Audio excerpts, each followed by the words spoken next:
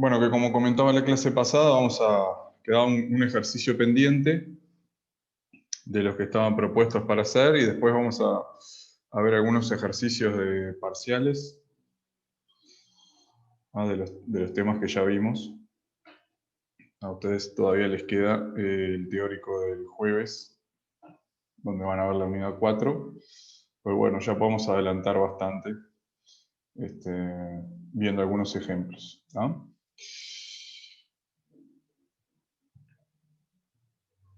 Bueno, nos quedaba pendiente el ejercicio 17, que dice 2 moles de un compuesto A sólido, cuyo C sub P es 8,3 calorías por mol grado, se calientan reversiblemente a la presión constante de una atmósfera desde 25 grados Celsius hasta 75 grados Celsius. Luego se colocan en un baño de agua y hielo hasta que la temperatura final del sistema es 25 grados Celsius, a presión constante.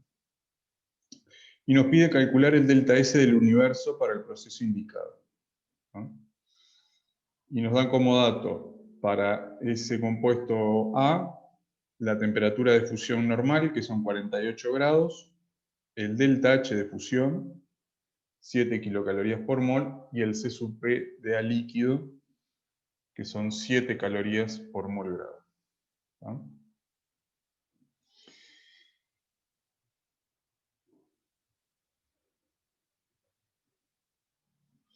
Entonces, tenemos por un lado A sólido, que va a ir primero en una etapa desde 25 hasta 75, pero tenemos el dato que a 48 tenemos la fusión, se va a ver.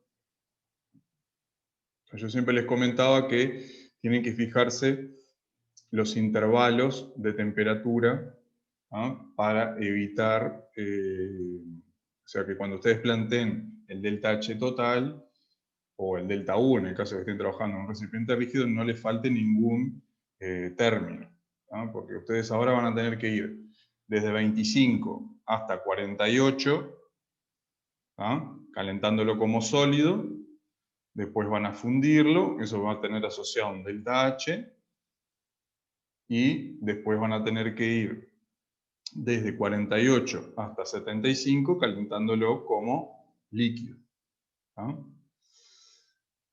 Eso sería la primera parte. Y después, que es reversible, les dice. Y después en la segunda parte, vuelven a 25 grados, pero colocándolo en un baño de agua y hielo, ¿ah? ¿Qué les parece? En cuanto al delta S del universo, ¿ya pueden saber algo del delta S del universo?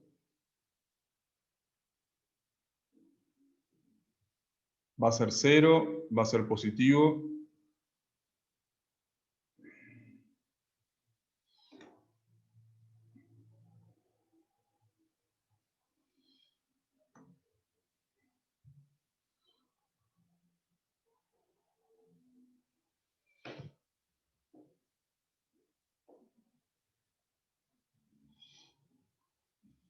Fíjense que ustedes la primera etapa, que sería llevarlo hasta 75, va por un camino reversible, pero después que está 75, lo colocan en un baño de agua y hielo, ¿no?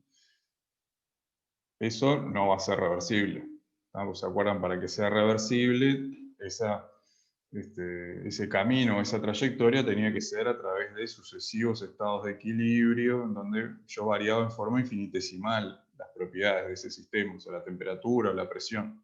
Y en este caso voy a tener una sustancia a 75 grados y lo voy a poner en un baño de agua y hielo, o sea que eso no va a ser reversible, ¿no? Porque hay una diferencia muy importante de temperatura.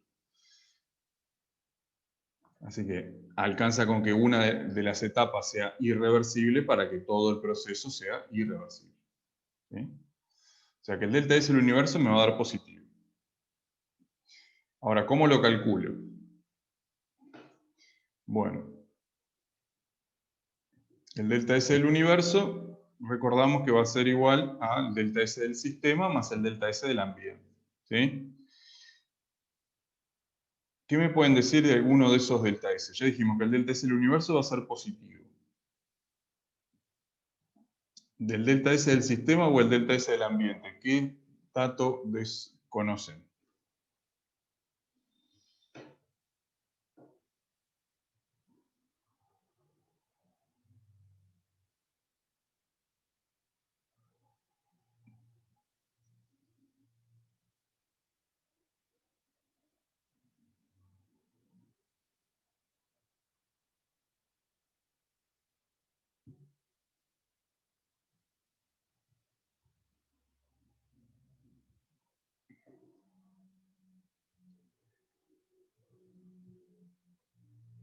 El del sistema es 0. Bien. Porque es un ciclo, ¿no? A recorre un ciclo, porque vamos de 25 hasta 75 y después vuelve de 75 a 25. ¿No? Entonces, el delta S del sistema va a valer 0. ¿No? Entonces, lo que vamos a hacer, el delta S del universo va a ser igual al delta S del ambiente. Voy a tener que calcular el delta S del ambiente. Que lo podemos dividir en dos procesos. El primer proceso, que sería llevarlo desde 25 a 75 por un camino irreversible, y después volver hasta 25 por un camino irreversible. ¿No? Entonces le llamamos 1 y 2, 1 a la parte reversible y 2 a la irreversible. ¿No?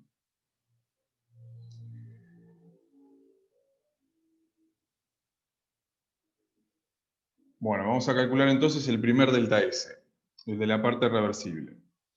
Si el proceso es reversible, quiere decir que el delta S del universo para esa parte va a ser 0. Quiere decir que el delta S del sistema para ese proceso, para esa parte, tiene que ser igual a menos el delta S del ambiente, ¿sí? Despejado de esta ecuación.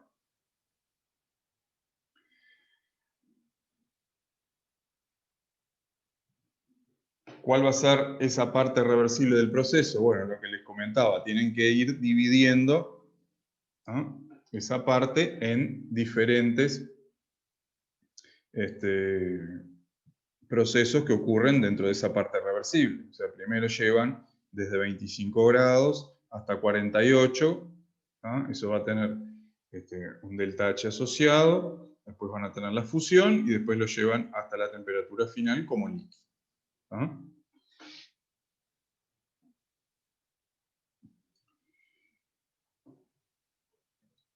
El delta S entonces va a ser, en este caso se acuerdan que tenían dos ecuaciones para calcular para gas ideal el delta S, pero para fases condensadas decíamos que el segundo término, que dependía del volumen o de la presión, lo despreciábamos, y por lo tanto nos queda solamente el término que depende de la temperatura, ¿no? Entonces tenemos NC sub P, el logaritmo del cociente de las temperaturas, que yo les recordaba también que esas temperaturas van a ir en Kelvin, ¿no? Entonces va a ser NC sub P, el logaritmo de 321 sobre 298, ¿no? Ese va a ser el primer delta S. Después tengo el delta S asociado a la fusión, que va a ser el número de moles multiplicado por el delta H del cambio de fase. En este caso la fusión sobre la temperatura a la cual ocurre ese cambio de fase, 321, y después la transformación, el cambio de temperatura ya como líquido, ¿no? O sea, en el número de moles por el C sub P, por el logaritmo de 348, que es 75 en Kelvin, sobre 321. ¿No? O sea, tengo tres términos asociados a cada uno de estos tres procesos. ¿Sí?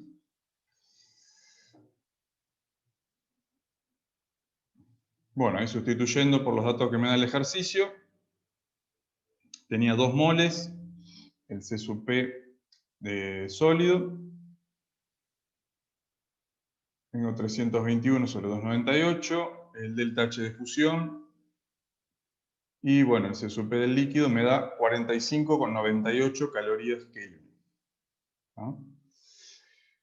Por lo tanto, el delta S del ambiente, que era lo que yo necesitaba, ¿no?, va a ser menos 45,98.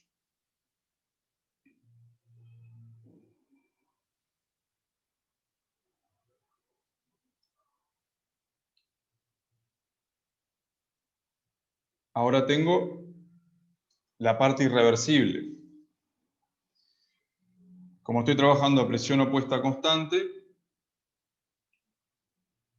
el delta H va a ser al calor, por lo tanto el delta H va a ser también 3 términos, pero ahora tengo que llevarlo desde el líquido, desde 75 hasta 48, ¿ah? Después tengo la congelación, o sea, menos el delta H de fusión, y después vuelve hasta la temperatura de 25 grados utilizando el C sub P del sólido.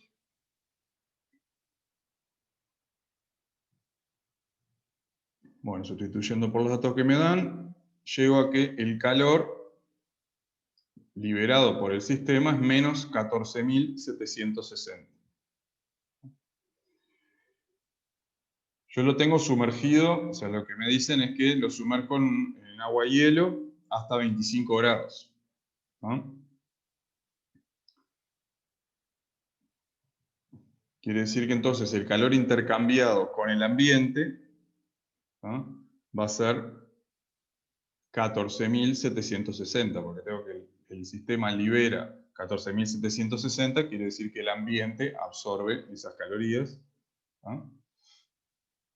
Y el delta S del ambiente en este caso va a ser ese calor absorbido por el ambiente dividido la temperatura, ¿no? Es como si fuera una fuente térmica ese ambiente, sobre la temperatura que es 0 grados, o sea, 273 Kelvin.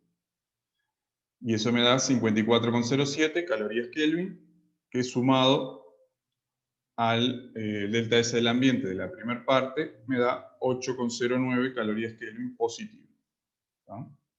Porque es un proceso irreversible. O sea, si alguna de las partes es irreversible, todo el proceso va a ser irreversible.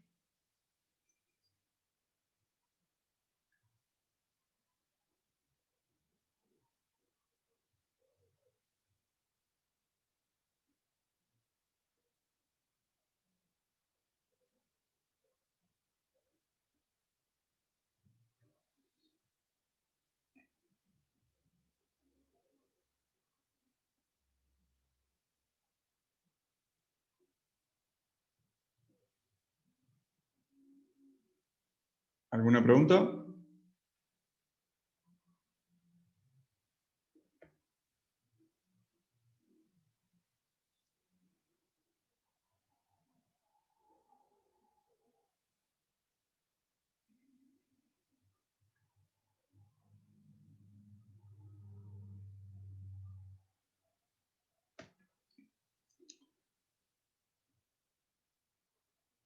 Bien. Bueno, vamos entonces a pasar primero al parcial 2016, que dice, en un cilindro se colocan un mol de A gaseoso a 25 grados Celsius y una atmósfera y un mol de B sólido a 25 grados Celsius, los cuales reaccionan según la ecuación que aparece ahí escrita. El cilindro posee paredes conductoras y un pistón móvil ideal y se encuentra en un baño de agua y hielo a una atmósfera que contiene 300 gramos de agua líquida y 300 gramos de agua sólida. La reacción es completa y se alcanza el equilibrio térmico y mecánico. Parte A, determine el trabajo para el proceso en el cilindro. Parte B, calcule el calor intercambiado entre el cilindro y el baño de agua y hielo. Parte C, calcule cuántos gramos de agua líquida y agua sólida se encuentran en el baño al final del proceso. Y parte D, determine el cambio de entropía del universo durante el proceso. Datos, considere que solo existe intercambio de calor entre el cilindro y el baño de agua y hielo y que la presión opuesta al cilindro es de una atmósfera. Considere despreciable el volumen ocupado por el sólido.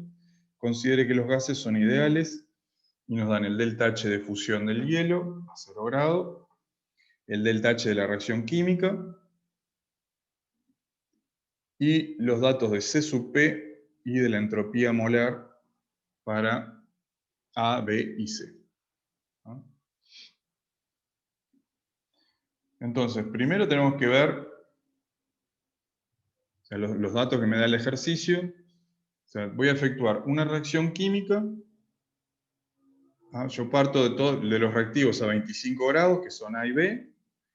en un cilindro de paredes conductoras. ¿No? La reacción es exotérmica. Quiere decir que la reacción va a liberar calor, eso va a estar, ese cilindro es de paredes conductoras y va a estar sumergido en un baño que tiene agua-hielo. ¿No? Quiere decir que, ¿cuál va a ser la temperatura final para esa reacción? O sea, yo lo que voy a tener que construir es un camino alternativo, ¿no? Porque la reacción la voy a efectuar a 25, que son los datos que tengo, ¿sí? El delta H es a 298, y después los productos, y eventualmente si tuviera exceso de reactivos u otro gas en ese mismo recipiente, lo tengo que llevar a la temperatura final. ¿Tá? La temperatura final, ¿cuál va a ser?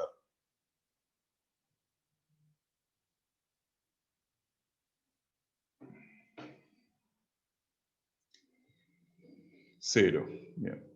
La temperatura final va a ser 0 grados. Y, bueno, ese calor liberado lo que va a provocar es que parte del hielo se funda.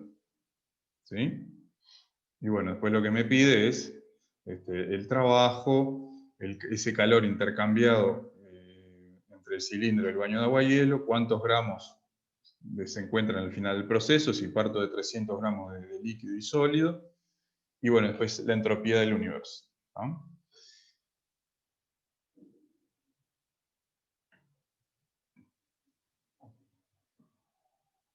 Así que inicialmente voy a tener, bueno, viendo acá que tenemos de los reactivos uno solo es gaseoso, y nos dicen que despreciemos el volumen ocupado por el sólido. ¿No? Entonces, inicialmente voy a tener un volumen en el cilindro, un mol a 25 grados, la presión es una atmósfera, 24,44 litros. Y al final, por la estequiometría de la reacción, ¿sí? Tenemos ahí 3 moles de C, voy a tener 3 moles a 0 grados, o sea, 273, van a ser 67,16 litros. ¿No? El trabajo, ¿sí? Contra una presión opuesta constante, recordamos que es menos la presión opuesta por la variación de volumen. Así que esto es menos una atmósfera por el volumen final menos volumen inicial. Una atmósfera por la diferencia de los volúmenes me da menos 42,72 litros atmósferas, que son menos 1035,2 calorías. ¿No? Ahí ya tengo calculado el trabajo.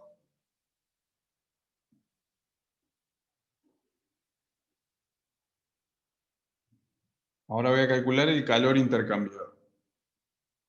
Como estoy trabajando a presión opuesta constante, presión inicial igual presión final igual presión opuesta, el calor va a ser igual al delta H. Y tengo, como dijimos, que construir el camino alternativo en donde primero efectúo la reacción a 25 grados, que ese sería el delta H1, y después, en este caso están en cantidades estequiométricas, ¿no? A y B, así que únicamente al final me queda la cantidad que tenga del producto C.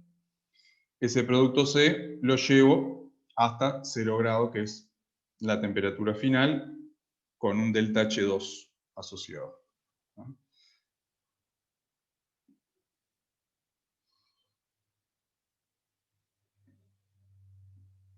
Acá tengo de vuelta el camino. El delta H1 me dicen que es por mol de A, entonces si pongo un mol de A van a ser menos 12 kilocalorías.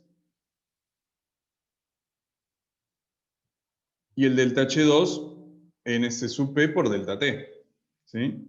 Tengo 3 moles de C multiplicado por el C sub P multiplicado por el delta T, que va a ser 0 menos 25, y eso me da menos 562,4.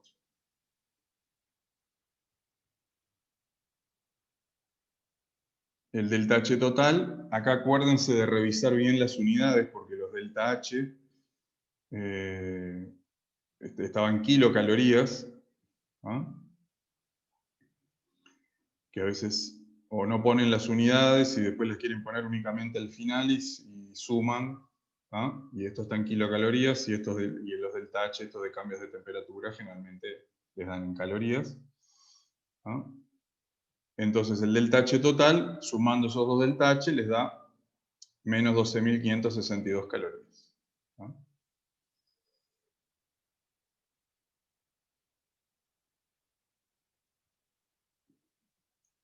Ese sería el calor intercambiado, entonces, menos 12,6 kilocalorías. Ese calor que libera la reacción y después el enfriamiento del producto, lo va a absorber el baño de agua y hielo. ¿Sí?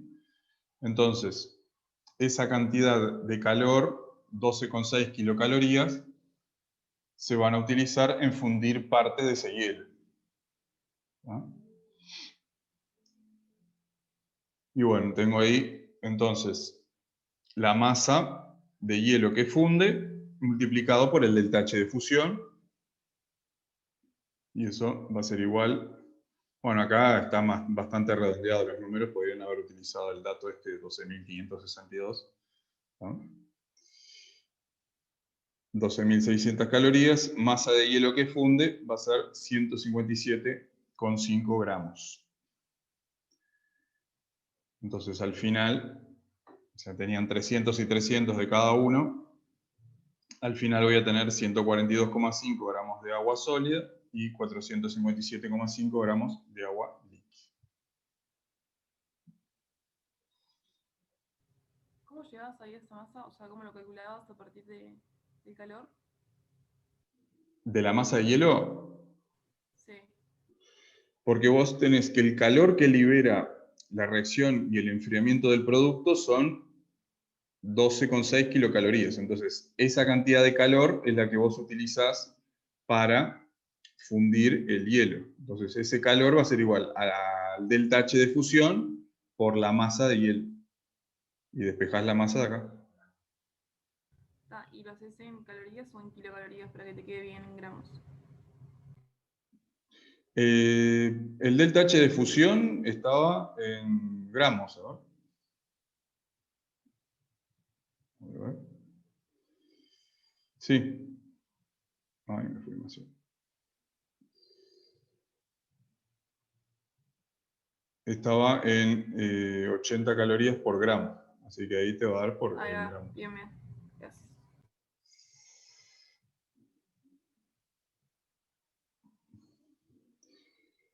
Bueno, y la parte D me pedía calcular el delta S del universo. Entonces, por un lado, voy a tener que calcular el delta S del sistema, ¿sí? Donde tengo el delta S de la reacción química. Aquí de esto no hay ningún ejemplo en el repartido. Cuando tienen el delta S de una determinada reacción, va a ser igual, al igual que ustedes lo hacen para el delta H, como la entropía de los productos multiplicado por el coeficiente estequiométrico, menos la entropía de los reactivos multiplicado por el coeficiente estequiométrico. Entonces ahí se fijan, en este caso es 3 por la entropía de C, menos la entropía de A y la entropía de B, que les da 33,1 calorías Kelvin.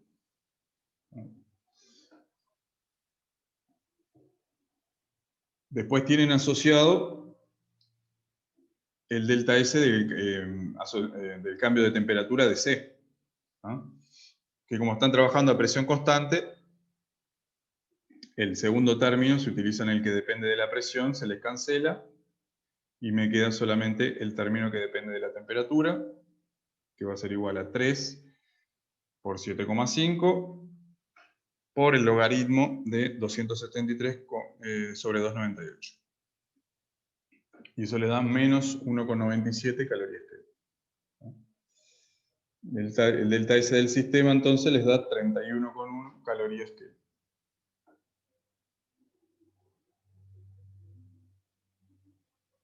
Y bueno, el delta S del ambiente, ¿no?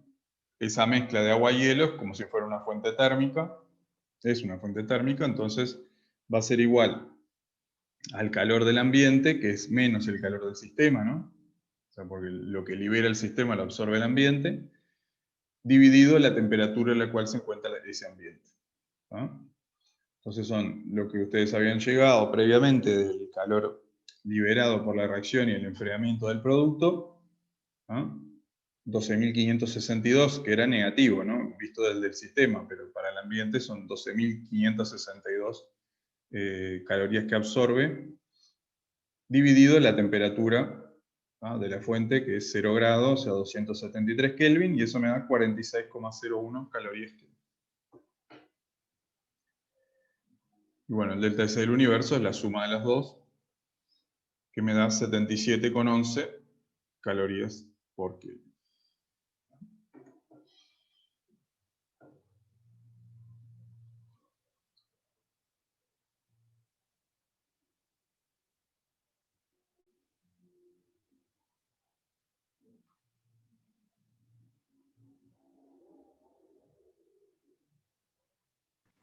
Una pregunta Sí. que no llego a escuchar.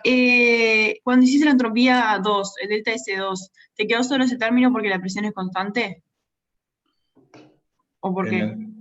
Acá, en la entropía, Sí, sí. Claro, la entropía es constante. la Perdón, presión. la presión. Está. Gracias. Vos tenés para gas, porque ahí dice sólido, pero esto está mal, ¿no? Acá es gas. Para gases ideales vos tenés dos ecuaciones, una que te relaciona la temperatura y el volumen, y otra que te relaciona la temperatura y la presión. En este caso, como estás trabajando a presión constante, te conviene trabajar con la segunda, si el segundo término se te cancela y te quedas solo con uno. Si no, puedes usar la otra, que depende del volumen, que sería n c sub b, logaritmo de t final sobre t inicial, más nr, logaritmo de b final sobre b inicial. O sea, te tiene que dar lo mismo. Igual los volúmenes creo que ya los tenías calculado en la parte anterior, pero acá tenés dos términos y acá tenés uno solo. O sea, el valor te tiene que dar lo mismo, ¿no? Ah, sí, perfecto. Gracias.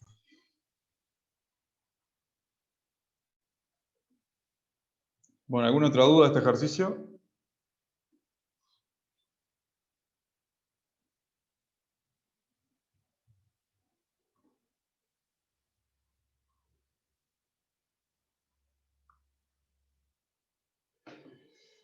Bien.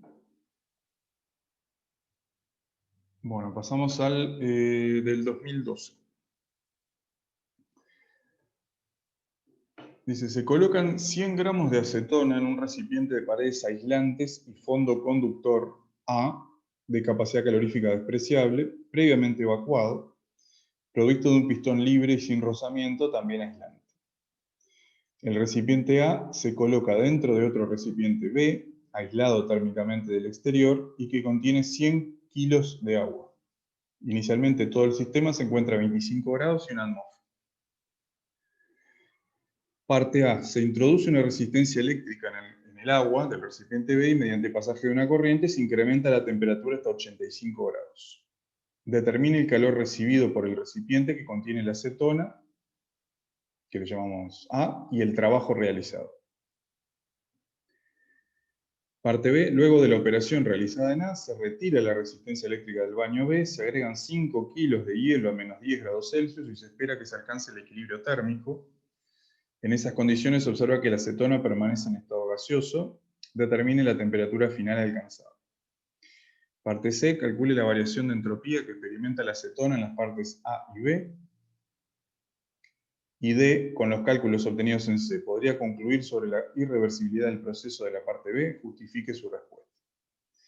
Bueno, y tenemos datos para la acetona, el peso molecular, la densidad, la temperatura de ebullición normal, el C sub P de vapor, el C sub P de líquido y el delta H de vaporización.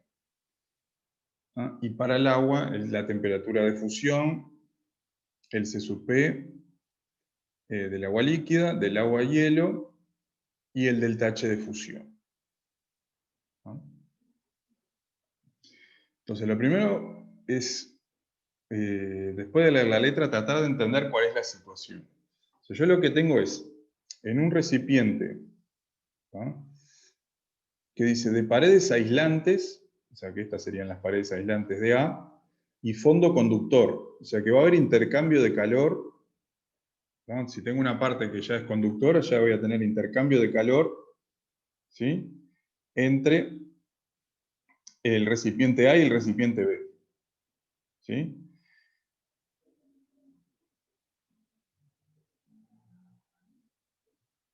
En el recipiente B coloco una resistencia donde tengo agua líquida y lo llevo hasta 85 grados, ¿no?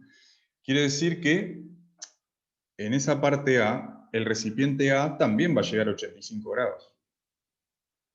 ¿Sí? Porque el A con B están conectados. O sea, es un recipiente conductor. Digo, es un... como dice ahí, una pared conductora, tiene un fondo conductor. ¿Ah? Entonces, la temperatura que se va a alcanzar en el recipiente A va a ser 85 grados. ¿Sí? Lo que me pide es cuál es ese calor recibido por el recipiente que contiene la acetona y el trabajo, ¿no? Entonces, ¿qué pasa? Si llego hasta 85 grados, tengo el dato acá que la acetona, su temperatura de ebullición es 56. ¿No? Quiere decir que al final de esa parte A, la acetona va a estar como vapor, porque estoy superando esa temperatura de ebullición. Esa es la temperatura de ebullición de la acetona, que es 56. ¿Sí? Entonces ahí ya tengo que identificar que primero va a haber un calor, que después voy a ver si lo asocio a un delta H o a un delta U, pero va a haber un calor asociado a llevar la acetona líquida desde 25 hasta 56, después otro calor asociado a la vaporización, ¿ah?, y después otro para llevar, pero ya como vapor, desde 56 hasta la temperatura final, que va a ser 85. ¿Sí?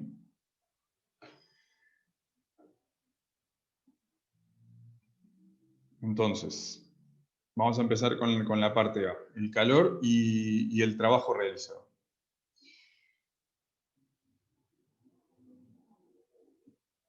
En este caso, como estamos, el recipiente A, nos dicen que está provisto de un pistón y que soporta una presión constante de una atmósfera, ¿no? Entonces, el calor va a ser igual al delta H en ese caso, ¿sí? Y voy a tener, como les decía, tres términos asociados a ese delta H. El primero va a ser el calentamiento del líquido, ¿no?, de la acetona líquida. Acá lo que hay que tener en cuenta son a veces los datos que me dan, porque en este caso me dan el peso molecular y la masa en gramos, pero me dan la masa en gramos y el C sub P en moles. Entonces ahí tengo que tener cuidado de pasar, ¿no?, a moles esa masa de acetona que me dan. Así que tengo el primer delta H asociado al calentamiento de la acetona líquida, después tengo la vaporización de esa acetona y después tengo el calentamiento desde 56 hasta 85 de la acetona, pero ya como vapor, ¿no?, usando el C sub P del vapor.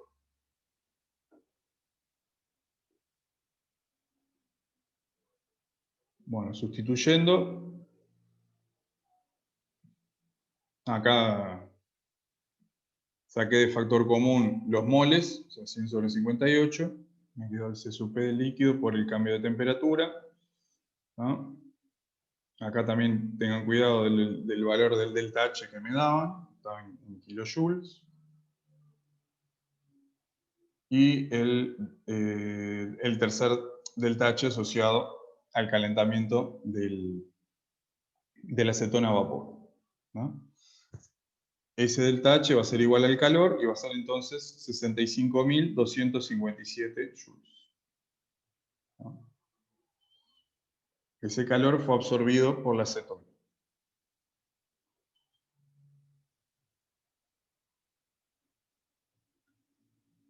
También me pedían el trabajo.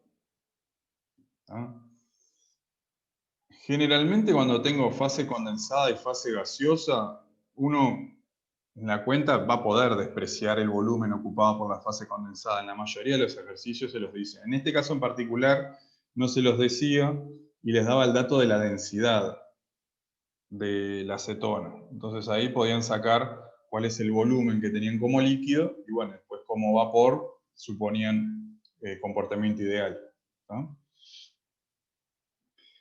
Pero van a ver que si ustedes desprecian ese volumen de líquido, que en este caso son 127 mililitros, el valor del trabajo no les cambia tanto, porque si consideramos comportamiento ideal para el vapor, fíjense que el volumen, ¿no?, a 85 grados, que son 358 Kelvin, les da 50,61. O sea, si a 50,61 le resto 0,127, prácticamente me da el mismo valor, ¿no? Pero en este caso no les decía que podían hacer esa suposición y ya al darles el dato de la densidad ya les los guiaba a que calcularan el volumen también de la fase líquida, ¿no? Bueno, el trabajo es un trabajo contra una presión opuesta constante. En este caso, menos 1 es la presión opuesta y el cambio de volumen 50,61 cuando está todo como vapor y 0,127 cuando está como líquido, ¿no? Y eso les da menos 50,48 litros atmósferas, que son menos 5.118 joules. Una pregunta, ¿la presión Sí. opuesta constante, de dónde la sacas? O sea, ¿vos sabías que era constante? De lo que te decía acá, presión 1 atmósfera en el dibujito. ¿Y por qué sabías que era constante? O sea, que era igual a la presión inicial a la final. Porque estaba con la atmósfera, digamos. Porque te dice que inicialmente todo el sistema se encuentra a 25 y 1 atmósfera. O sea, esto está inicialmente está la acetona líquida acá adentro en un recipiente evacuado a 1 atmósfera, B también está a 1 atmósfera y la presión opuesta es 1 atmósfera. O sea, aquí, durante toda la transformación esa presión es constante, por lo pronto en A, ¿no?, que es lo que a vos te interesa.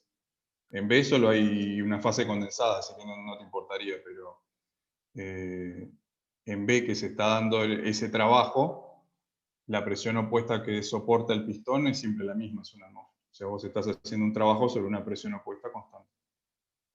Está bien. Bueno, la parte B dice, luego de la operación realizada en A, se retira la resistencia del baño, se agregan 5 kilos de hielo a menos 10 y se espera que se alcance el equilibrio térmico, ¿no? En esas condiciones se observa que la acetona permanece en estado gaseoso. Determine la temperatura final alcanzada. Bueno, acá ya le están dando algún dato, porque ustedes les dicen que en esto que va a estar a 85 grados, ahora tenemos esos 100 kilos de agua 85, la acetona como vapor 85, y colocamos 5 kilos de hielo a menos 10 en el recipiente B, ¿no? ¿Qué va a pasar con ese hielo? ¿Se va a fundir o no? Bueno, la idea es que a veces es complicado darse cuenta porque están poniendo 100 kilos de agua, pero están poniendo 5 kilos de hielo a menos 10, que cuando se funda también va a absorber una cantidad importante de calor. Pero el dato de que en esas condiciones se observa que la acetona permanece en estado gaseoso, ¿no? Quiere decir que la temperatura final, luego de alcanzarse ese equilibrio térmico, va a ser mayor que 56 eventualmente, ¿no? Porque para que permanezca en estado gaseoso tiene que estar a una temperatura superior a la temperatura de ebullición, ¿no? Entonces lo que les está diciendo es que ese hielo va a fundir, ¿no? Y que la temperatura que ustedes tienen que obtener en esa parte tiene que ser mayor a 56. ¿Sí? Entonces tengo que identificar cuáles son los procesos que van a ocurrir, ¿no? En este caso, el recipiente sería A más B, o sea, todo es aislado, ¿no? Quiere decir que solo hay intercambio entre el recipiente A y el recipiente B. ¿Qué va a pasar entonces? Voy a tener 5 kilos de hielo a menos 10, que los tengo que llevar hasta 0.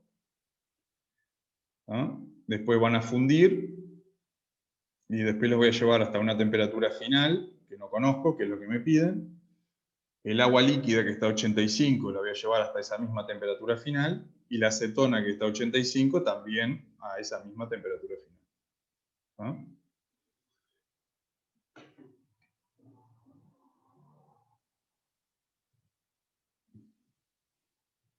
Entonces voy a tener asociados estos 5 términos. ¿Ah? El hielo, llevarlo hasta 0 grado, porque la temperatura de fusión normal, o sea, una atmósfera es 0 para el agua. Yo no puedo plantear la fusión del hielo a menos 10, primero tengo que llevarlo hasta 0. Después sí, fundo en un segundo término.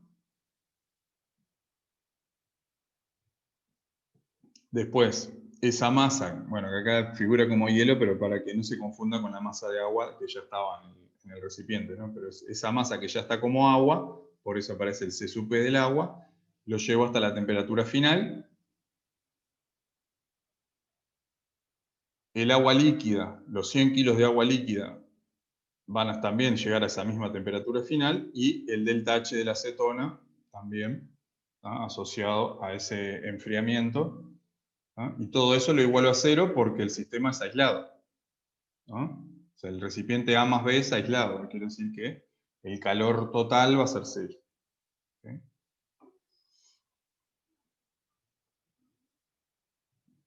Bueno, sustituyendo, tenían 5 kilos de hielo, a 2,2 el C sub P, también tienen que fijarse los...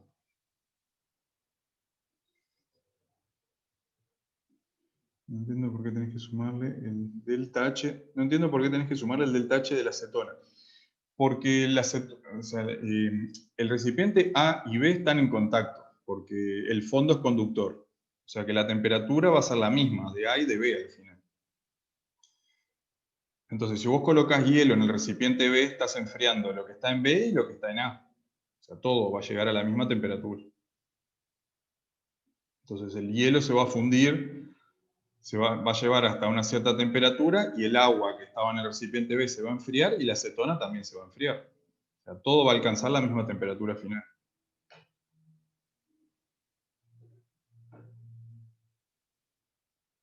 Bien. Entonces tengo asociado el primer delta H, la fusión de los 5 kilos, llevarlo hasta la temperatura final, los 100 kilos de agua, llevarlos también a la misma temperatura, y los tenía inicialmente 85, y la acetona va a tener un delta H asociado, que es N C sub P delta T, ¿no? Acá, recordando que me daban la masa en gramos, tengo los moles, C sub P, y T final menos 85. Bueno, como les decía, ese delta H va a ser 0 en total, porque el recipiente A más B es aislado y la presión es constante. O sea que el delta H total, la única incógnita en esa ecuación es la temperatura final. ¿No? Así que haciendo cuentas, llegan a que la temperatura final es 76,9. Entonces verifico que esa temperatura sea superior a 56 grados. Porque me decían que la temperatura, o sea que la acetona permanecía como vapor, o sea que la temperatura que me tiene que dar en esa parte tiene que ser mayor a 56.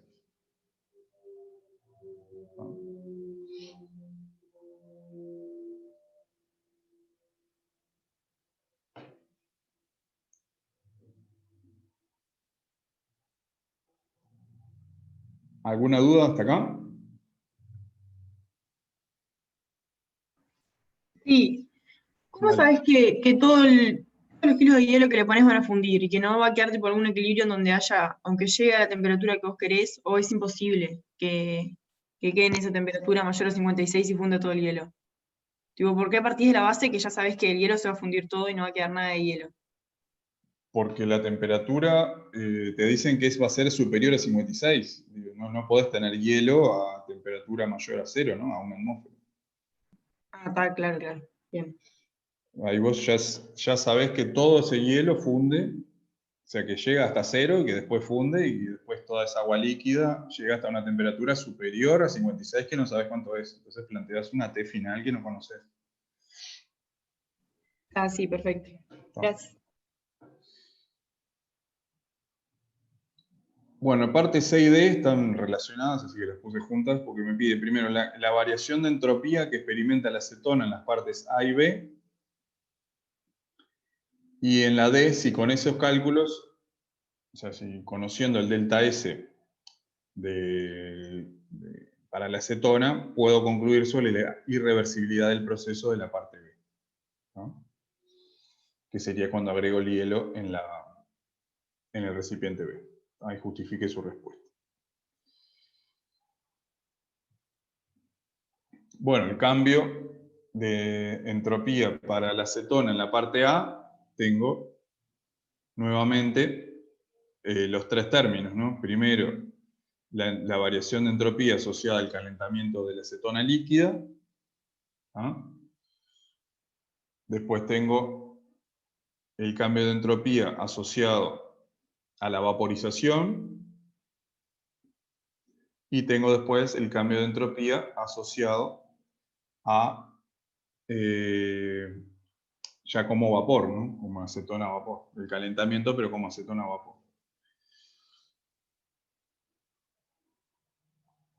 Eso me da 198,79 Joule Kelvin. Y el cambio de entropía asociado a la parte B es un enfriamiento hasta la temperatura final que había llegado en la parte B. ¿Ah? O sea, tengo los mismos moles de acetona con el C sub B del vapor, porque la acetona me decían que permanecía como vapor, por el cociente de los logaritmos del cociente de la temperatura final, que es 349,9, dividido 358, que eran estos 85 grados que inicialmente estaban en la acetona. ¿No? Ese enfriamiento tiene asociado un cambio de entropía de menos 3,63. ¿No?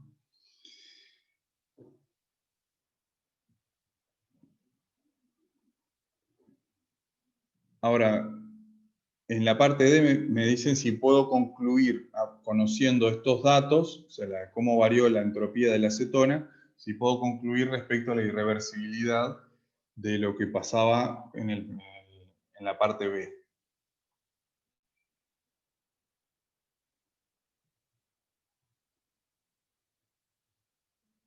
Ahí que me podrían decir.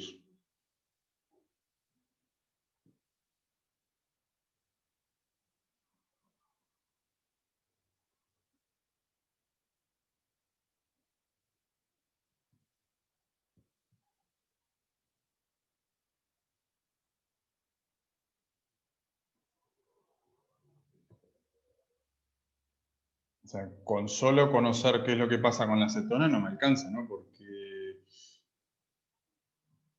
me faltan los datos del agua. O sea, cómo varió la entropía del agua. O sea, si yo considero el criterio de espontaneidad, que es el delta S del universo mayor o igual a 0, ¿ah?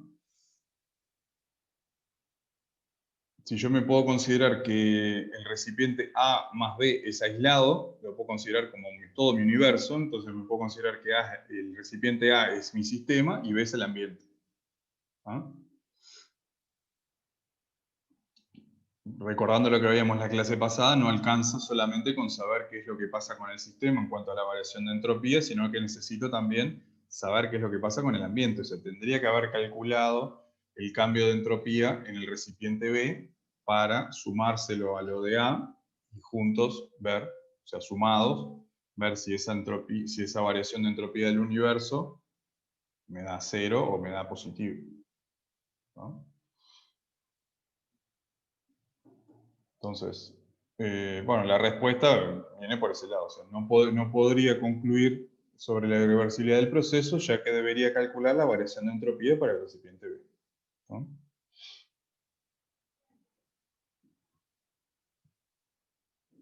En el único caso, ¿se acuerdan?, donde me servía conocer únicamente el sistema, es si ese sistema es un recipiente aislado. O sea, si no tengo calor intercambiando con el ambiente, ¿no?, el delta S del sistema sí lo puedo utilizar como criterio de irreversibilidad, ¿no?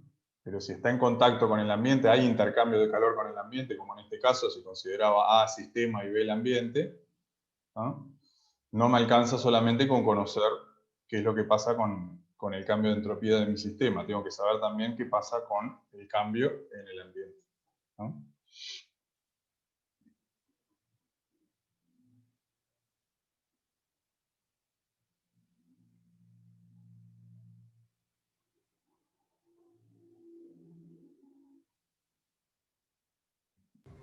Tengo una duda de la parte B.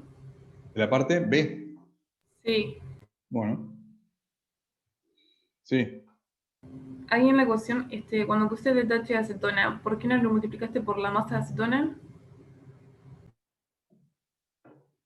Acá esto, el delta H de la acetona es este. Porque el C sub B te lo dan en moles, ¿no? En la letra del ejercicio. A ver. Lo tenés acá. 92,1. ¿Ah? El tema es que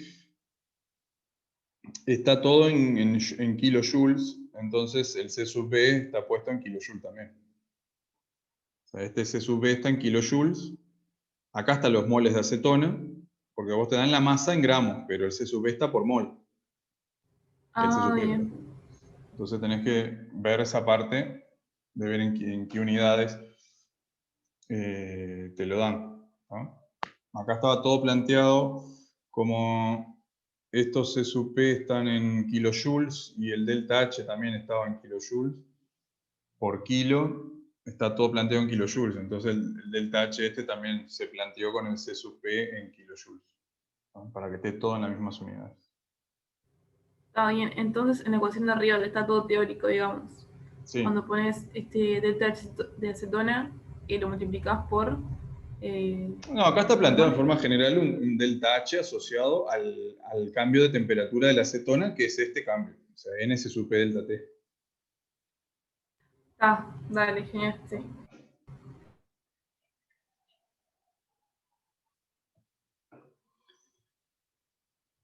Bueno.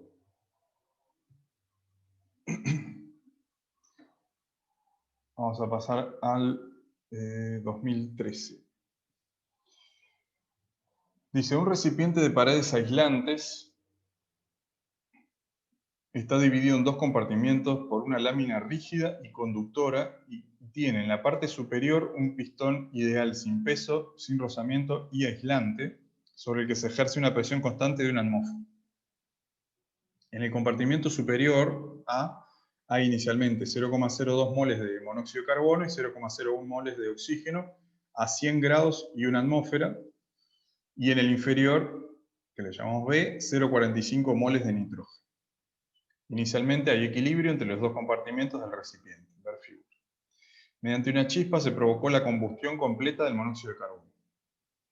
Parte A, calcule la temperatura final en cada compartimento. Parte B, para el sistema total, calcule calor, trabajo, delta U, delta H.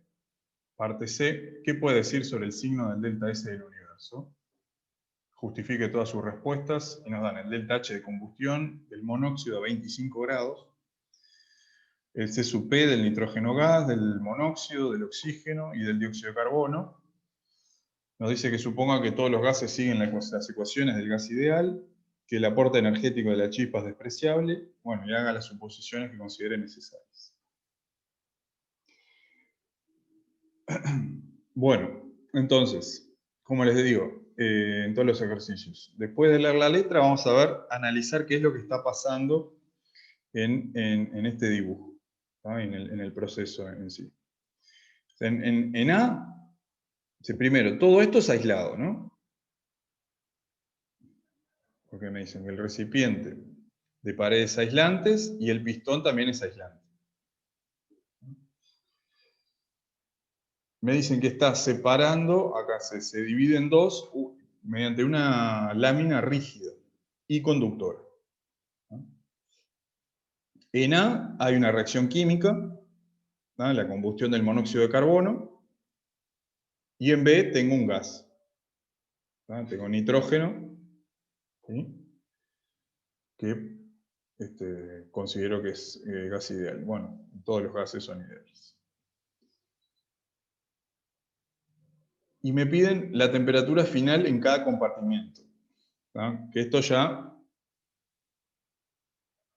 pueden saber que la temperatura final en cada compartimiento, ¿cómo va a ser? Va a ser igual. Va a ser igual, porque la lámina es conductora. ¿No?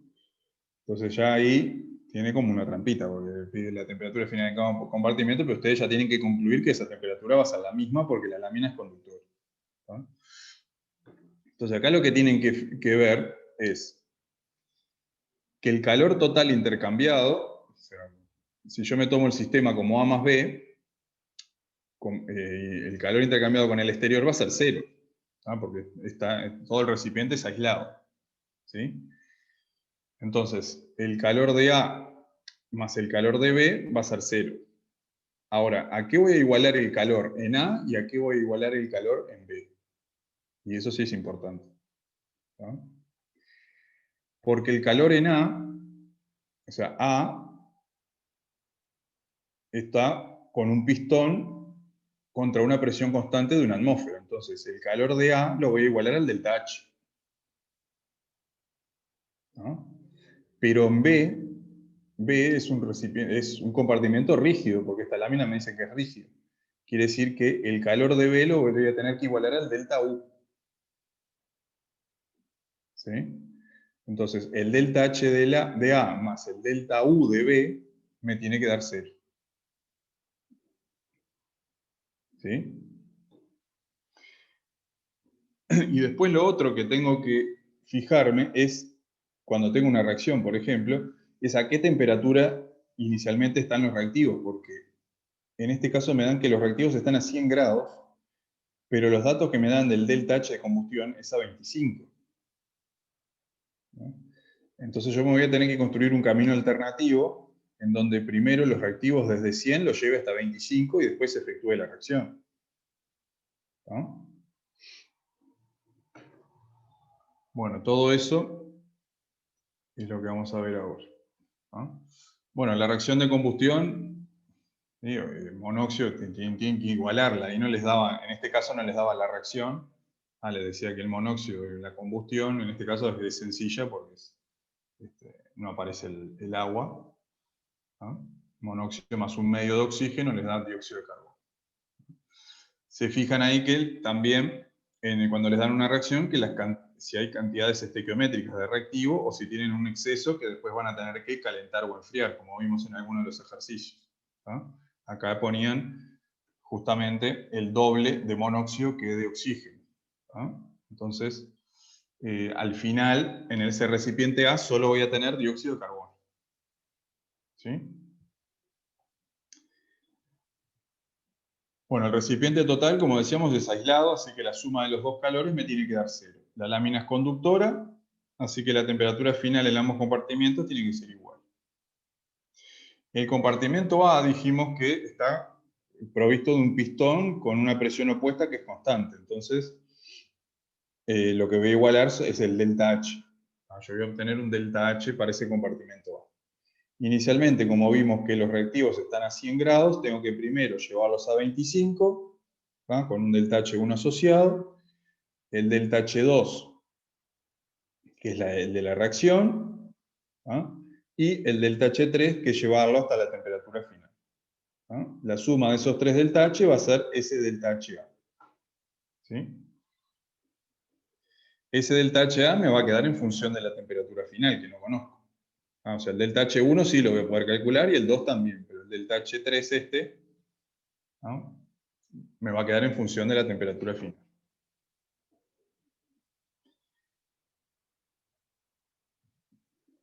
La suma de esos tres delta H's.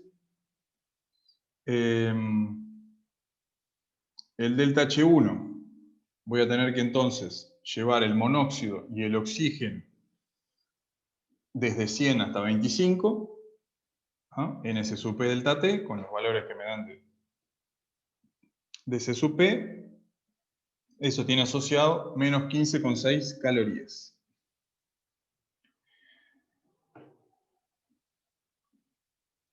Después tengo un delta H2, ¿sí? Que también acá es importante que ustedes se fijen, porque los delta H te los van a dar por mol. Pero ustedes no ponen un mol de monóxido, ponen 0,02.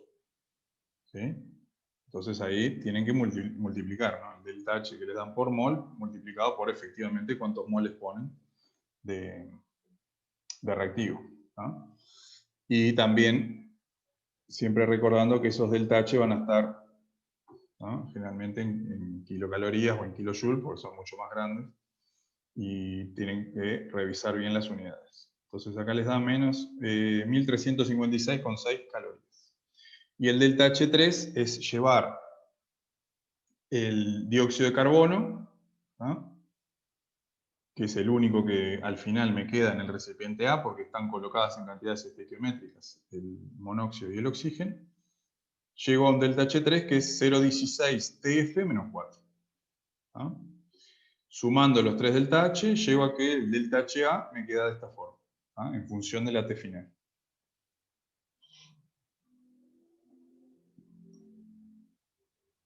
Ahora tengo que hacer lo mismo, pero para B.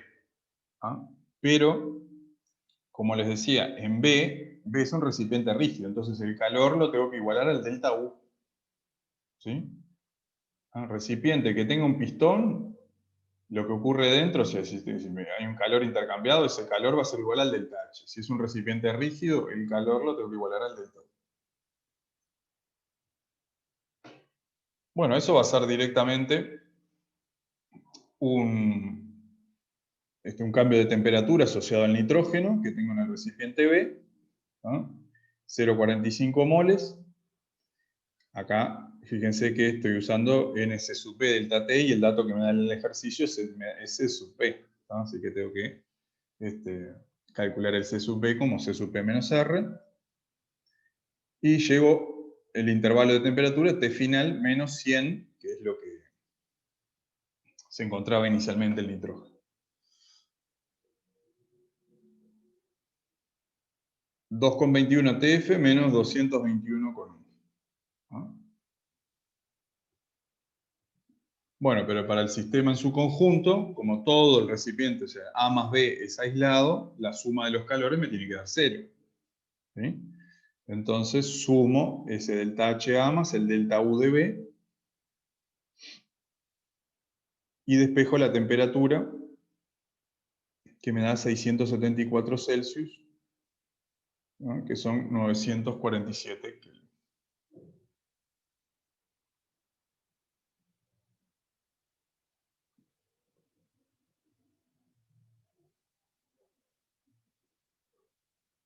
¿Hasta acá alguna pregunta?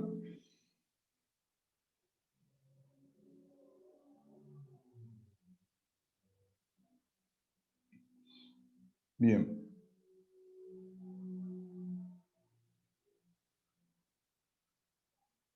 Bueno, en la parte B me pedía el calor-trabajo delta U y delta H para el sistema total. Bueno, el calor total es 0, porque todo el recipiente es aislado. Calculo los volúmenes, que eso es lo que va a pasar, o sea, el cambio de volumen va a existir únicamente en el recipiente A, ¿no? Porque el recipiente B es rígido.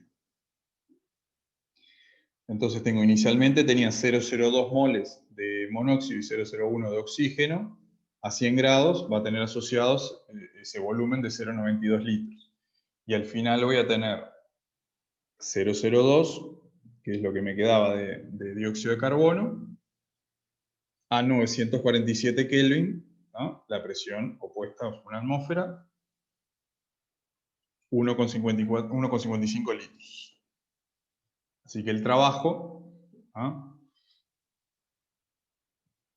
que ahí siempre les conviene aclarar en el parcial, el trabajo total es el trabajo de A más el trabajo de B, pero como B es rígido, el trabajo de B es 0, y entonces, ¿no?, el trabajo total va a ser igual al trabajo de A, que es un trabajo contra una presión opuesta constante, así que va a ser menos P opuesta por la variación de volumen.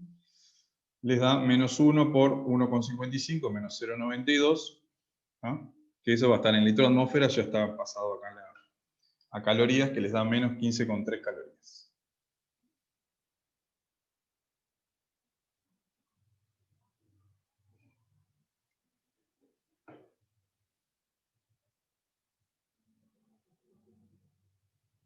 El delta U total va a ser menos 15,3, porque el calor total es 0. Y el delta H total, ¿no?, el delta H de A ya lo tenían, está sustituido por ya la temperatura final. El delta H de B va a ser NS sub P delta T, ¿no? Entonces acá tienen los moles de nitrógeno, y va a ser el C sub P de nitrógeno, y el intervalo el cambio de temperatura, que es 674 Celsius, menos 100 que estaban inicialmente, 1782,3, que sumado al delta H de A les da 513,9.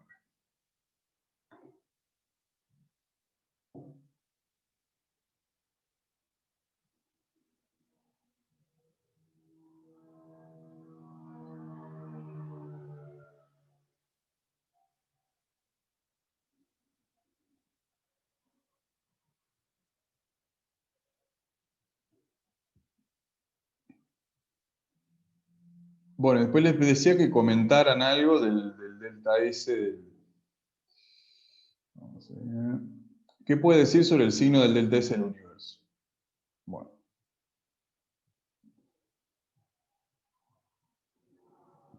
El delta S del universo, o sea, ustedes tienen reacciones, tienen una combustión, que ya es un proceso irreversible, tienen cambios de temperatura en el recipiente B, como les dice ahí, de presión. Eso les da, digamos, les indica que el delta S, que se trata de un proceso en su totalidad irreversible, ¿no?, porque hay procesos que no transcurren de forma reversible, y alcanza con que solo uno sea irreversible para que en su conjunto todo lo que ocurre sea irreversible, ¿no? Entonces ahí alcanzaría con identificar un proceso que sea irreversible para decir que el delta S del universo tiene que ser un valor positivo, ¿no? En este caso no les pedía calcularlo, sino que únicamente dijeran, o que justificaran cómo podía ser ese delta S del universo, ¿no?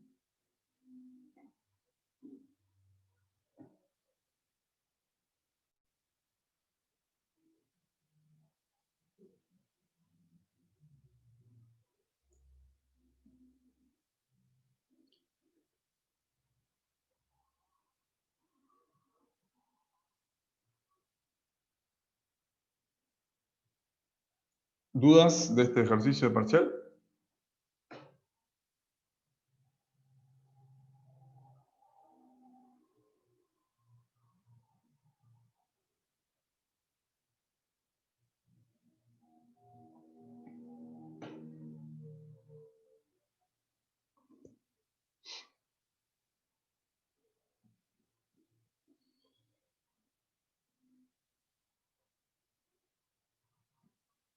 A ver, tengo una duda de la parte B. ¿El delta H total no debería ser 0? Pensando en que no hay intercambio de calor con el ambiente, ¿o había? En la parte B.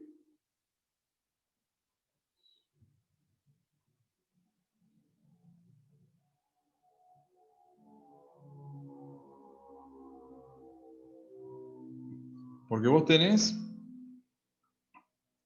el delta H total, claro, 0 no puede ser porque vos tenés el recipiente A. Vamos a volver al recipiente A.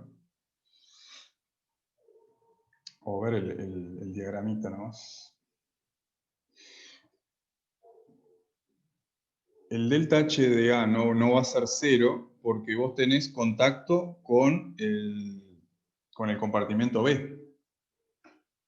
O sea, si la lámina esta fuera aislada, esta rígida fuera aislada, el delta H de A sí es 0 porque tenés todo el residuo, toda esta parte aislada, o sea, A completamente aislado y a presión constante. Entonces, el delta H de A sí sería 0. Pero en este caso, lo que se cumple al ser esa lámina conductora es que el calor de A más el calor de B tiene que ser 0. ¿No? Y después vos igualás, dependiendo de si estás en un proceso a presión constante o a volumen constante, ¿no? Si es a presión constante, como lo que ocurre en el compartimento A, lo vas a igualar al delta H, y si es un recipiente rígido, el calor lo vas a igualar al delta U. ¿No? Lo que se cumple que el calor total es 0 es donde vos te armes o te puedas construir un recipiente completamente aislado. ¿No? Entonces sería, en este caso, A más B. O sea, el compartimiento A más el B sí es aislado, porque el pistón es aislado y todo el recipiente es aislado. ¿No? Entonces lo que se cumple es que la suma de los calores es 0.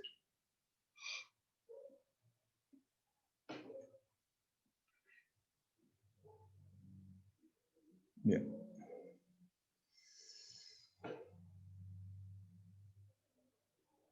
Bueno, y para terminar la clase de hoy, vamos a hacer el del año pasado, 2019.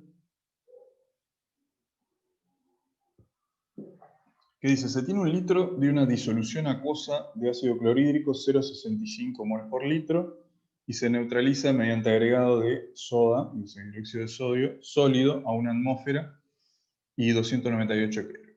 Determine la entalpía de dicho proceso. Después dice en la parte B, dicha neutralización se lleva a cabo en un recipiente aislado que cuenta con un pistón móvil sin peso ni rozamiento, aislado, y que inicialmente contiene los reactivos y 1 litro de aire, todo a 25 grados, y en equilibrio mecánico con una presión externa constante de una atmósfera. Determine la temperatura final del sistema una vez finalizada la neutralización, así como el calor y el trabajo del proceso. Parte C, determine la variación de entropía del universo en el proceso anterior. Tome en cuenta el valor de la variación de entropía de la reacción a 298, que es 77,84 Joule/Kelvin. Y parte D, si las condiciones de neutralización fueran similares a las descritas en B, pero el recipiente fuera conductor y se colocara en un baño de agua inicialmente a 25, ¿cuánto sería la cantidad de agua que debería colocarse en el baño para que la temperatura final del sistema y del agua fuera de 35 grados? Y nos dan los delta H de formación de la soda, el ácido clorhídrico, el cloruro de sodio y el agua líquida. El calor específico de la solución, que nos dicen que lo tomemos igual al del agua. El C sub P del aire. La densidad de la solución, que va a ser igual a la densidad del agua. El peso molecular de la soda y considerar el aire como gas ideal. Bueno, así que tenemos 1 litro de una disolución acuosa, 0,65 moles por litro de ácido clorhídrico y agregamos soda, ¿no? O sea, se va a dar una neutralización, ¿no? Planteamos cuál va a ser, en esta primera parte solo nos piden la entalpía de ese proceso, ¿no?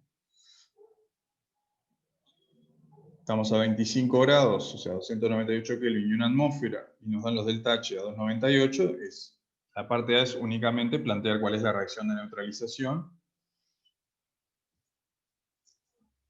y ver los moles que tengo de cada uno, ¿no? La reacción de neutralización es soda más ácido clorhídrico, les da cloruro de sodio y agua.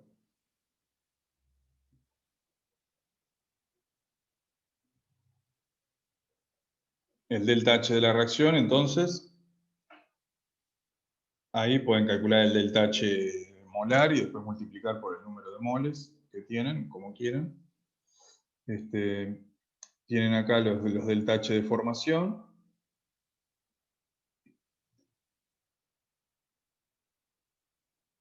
Que es cloruro de sodio, el agua, la soda, el ácido clorhídrico, y va multiplicado, o sea, ese valor del delta H lo tienen para 1 mol, pero ustedes ponen 0,65 de ácido clorhídrico, Así que eso les da un delta H de menos 67,1 kilojoules.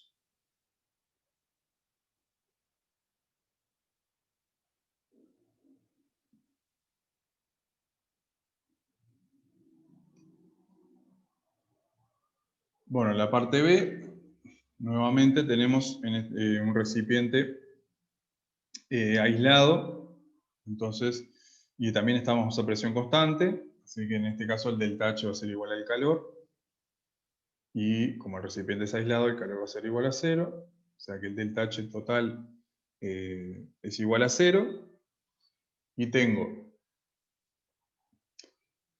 lo puedo separar en dos etapas, ¿no? Primero efectúo la reacción a 25, eso es lo mismo de siempre, es plantear, ver a qué temperatura me dan la reacción y de cuál parto, ¿no? De cuál es la temperatura inicial. En este caso estaban inicialmente a 25, la reacción es a 25, y después lo que va a pasar es que, bueno, los productos y el aire, que también está en ese recipiente, también se van a calentar, ¿no? Porque la reacción es exotérmica.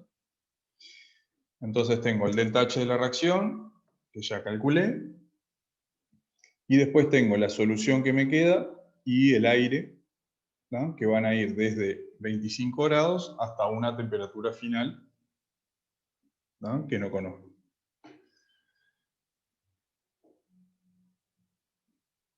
Los moles que tengo de aire, ¿no? Tenía 1 litro a 25 grados, va a ser entonces esa cantidad de moles, 0,0409 moles.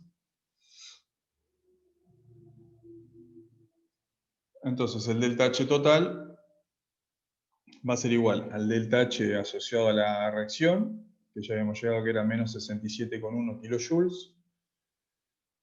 Acá tengo la masa de solución, que bueno, acá, claro, acá está incluido lo que ustedes agregan de soda. ¿Cómo te das cuenta que en este ejemplo tenés que agregarle lo del aire? Te decía la letra, ¿no? Vamos para atrás. El recipiente en su totalidad es aislado y vos tenés los reactivos, en este caso va a ser el ácido clorhídrico y agregás soda, y tenés aire también en ese recipiente, o sea, todo va dentro de ese recipiente, tiene que llegar a la misma temperatura. ¿No? Entonces vos lo que te planteás es, primero, que se dé la reacción a 25, con los datos que tenés, con los delta H de formación, llegás al delta H de la reacción a 25, y después la temperatura final, o sea, te planteas otro delta H que va a tener asociado el cambio de temperatura de los productos y eventualmente del aire, ¿no? Que tenés en el recipiente. Todo eso va a tener que llegar a la misma temperatura.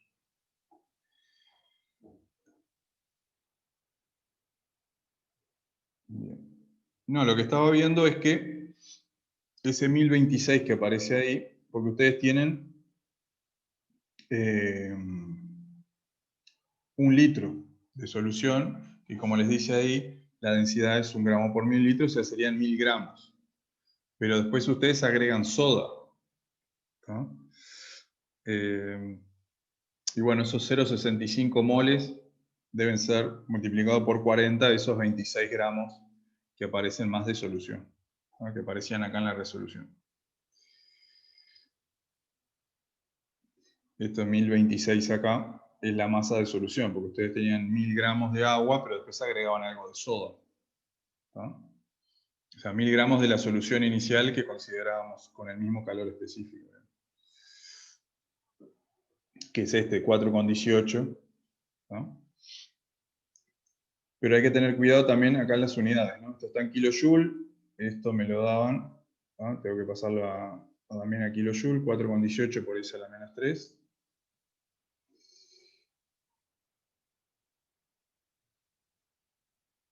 Y tengo lo del aire acá, que son los moles que ya había calculado, que tenía en 1 litro a 25 grados, el C sub P del aire, pero para que me den kilojoule, por 10 a la menos 3, y el cambio de temperatura, que va a ser tanto de la solución como del aire, T final menos 25. ¿No? Bueno, ahí la única incógnita que tengo es la temperatura final, que les da 40,6.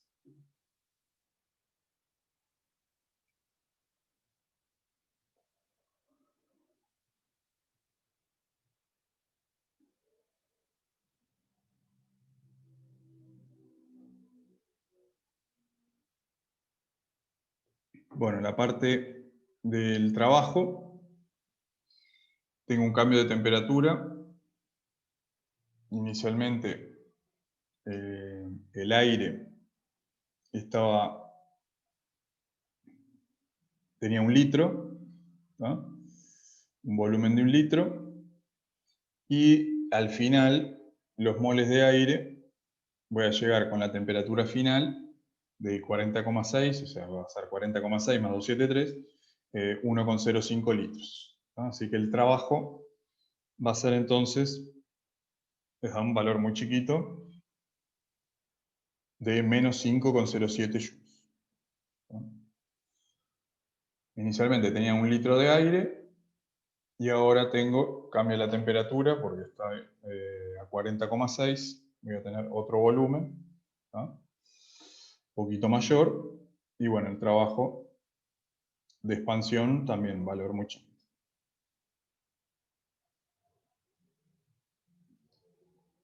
Bueno, el delta S del universo, tengo el delta S del sistema más el ambiente. Ahí el recipiente en su totalidad es aislado, ¿no? O sea que tengo el delta S del sistema, que va a ser el de la reacción química, y el calentamiento de la solución y del aire, ¿no? Bueno, el delta S de la reacción es un dato que me daba el ejercicio, ¿no? El de la reacción química, y el del calentamiento tengo que plantear acá, que acá están sumados ya los dos términos, porque el logaritmo es el mismo, ¿no? El cambio de temperatura es el mismo. Tengo la masa de solución por el calor específico de la solución, más los moles de aire, con el C sub P del aire, multiplicado por el logaritmo de T final sobre T inicial, y eso les da 218,9 Joule Kelvin. El delta S del sistema, ¿ah? Entonces va a ser esos 218,9. Este dato se los daba, pero por mol de la reacción, ¿no? Entonces tienen que fijarse que en este caso ustedes, la reacción no es 1 mol de ácido clorhídrico, sino son 0,65 mol. Así que la suma de eso les da 269,5 Joule Kelvin. El delta S del ambiente es 0 porque es un recipiente aislado, ¿no? Y por lo tanto, el delta S del universo, ¿no?, les da 269,5 Joule Kelvin positivo. ¿Sí?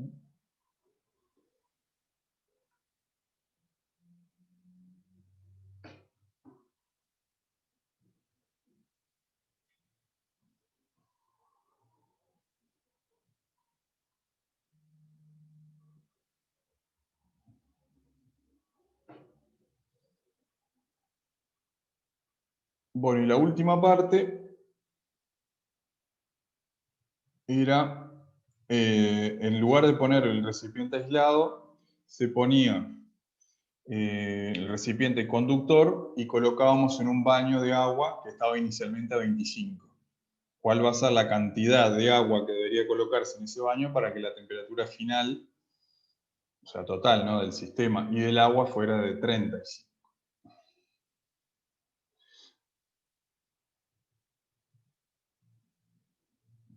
Entonces, ahora va a ser un recipiente conductor, así que va a intercambiar calor con el agua. La suma de los dos delta H me va a dar 0. Entonces el delta H del sistema va a ser igual a menos el delta H del agua. La temperatura final del sistema me dicen que es 35 grados, así que vuelvo a recalcular ese delta H, pero con la temperatura final de 35. O sea, la reacción química que calculé debe ser la misma, porque era 25.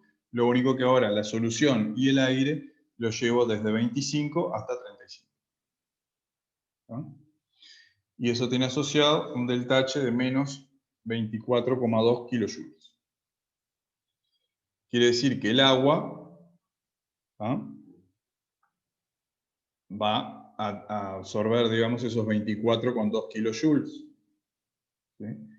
Que el agua va a ser una determinada masa, que es la que me preguntan, por el calor específico del agua, por el rango de temperaturas, o sea que inicialmente estaba a 25, llevarlo hasta 35. Y bueno, si el delta H del agua es 24,2, dijimos, porque tienen que ser opuestos, o sea, el calor, el delta H liberado, o sea, el calor liberado por el sistema lo absorbe el agua. De ahí la única incógnita que les queda es la masa de agua que tienen que despejar, que es 579 gramos.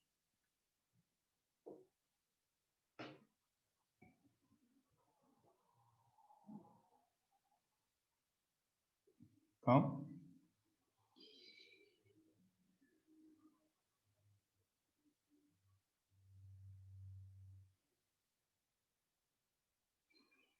Así que en este caso, o sea, de todos los ejercicios que vimos,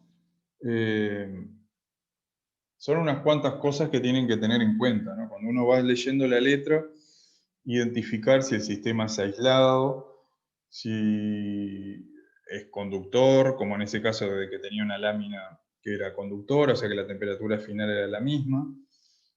Después, si ese calor total, bueno, que si en el recipiente es aislado va a ser 0, pero si tienen distintos compartimentos, dependiendo si el compartimento es a presión constante, ese calor lo van a igualar al delta H, si es rígido lo van a igualar al delta U. ¿Ah? Después, si tienen una reacción química, tienen que fijarse que los reactivos inicialmente están a esa temperatura, si no tienen que llevarlos primeros hasta 25, y después efectuar la reacción, y después llevarlos hasta la temperatura final. Vamos a construir un camino alternativo, revisar las unidades, que los delta H están en kilojoule, en kilocaloría, tienen que tener esa precaución. Después que también son por mol, y generalmente ustedes no les van a decir que es un mol que ponen de reactivo, a veces sí, pero a veces no. Entonces tienen que tener esa precaución de multiplicar por el número de moles que ustedes tienen en la reacción. ¿No? Bueno, tienen que estar atentos a eso sobre todas las cuentas y algún dato que puede estar por ahí escondido en la letra que les ayude en la resolución del ejercicio, como en el caso de la acetona, que les decía que permanecía gaseoso. Y bueno, ahí ya el dato de temperatura que ustedes tienen que llegar, o sea, el resultado ya tenía que ser mayor a 56, es una forma de verificar que habían trabajado bien, ¿no? Y que el proceso involucraba la fusión total del hielo, ¿no? O sea, llevarlo hasta 0 y fundirlo todo. O sea, hay que estar leyendo con mucha atención y tomarse su tiempo para entender cuál es la situación que me plantea el ejercicio.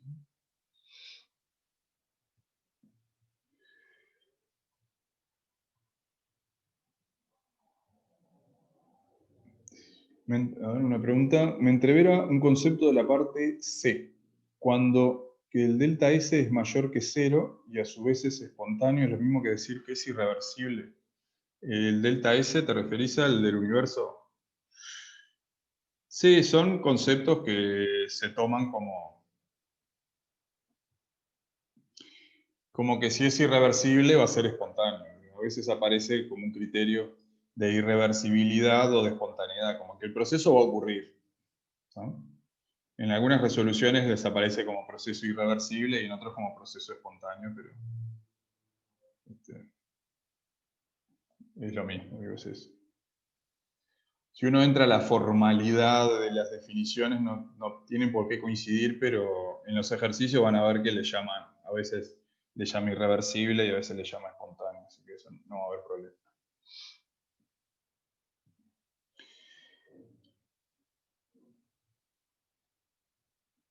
¿Alguna otra pregunta?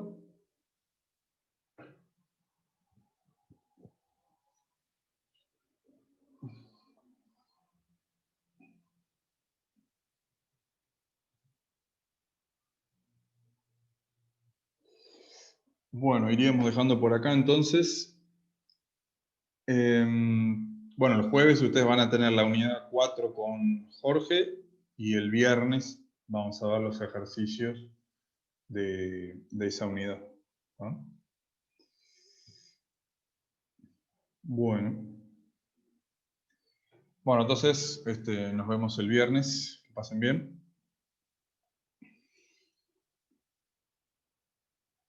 Abras. Chao. Chao.